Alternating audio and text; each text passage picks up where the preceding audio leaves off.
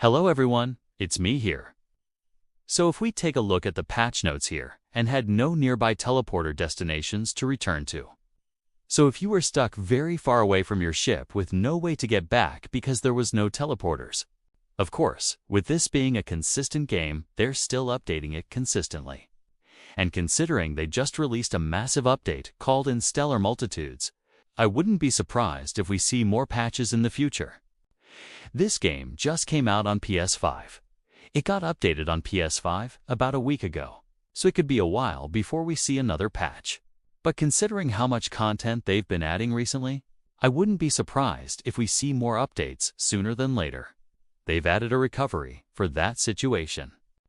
Also, they fixed an issue that caused mission markers requiring a target sweep to hide themselves prematurely.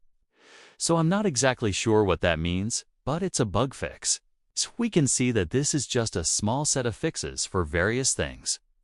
The biggest one here is that they fixed a crash on PS5 when using the terrain manipulator. So if you were getting a crash when using that should be fixed. They've also fixed an issue with the Wraith ship. So the tail of the Wraith ship had some weird visuals. I believe it was kind of glitching in and out or something like that.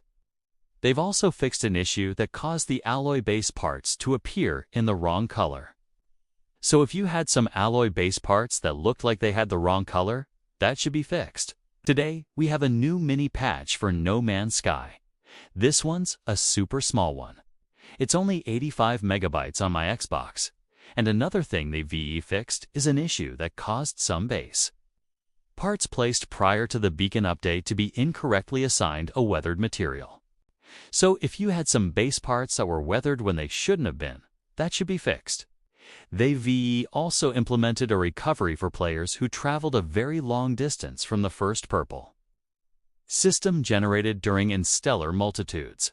And they've also fixed an issue that caused the horrific Flesh Helmet's eyeball to render incorrectly. So that is everything in this patch. It's a very small patch, so don't expect anything huge. That is all for this video.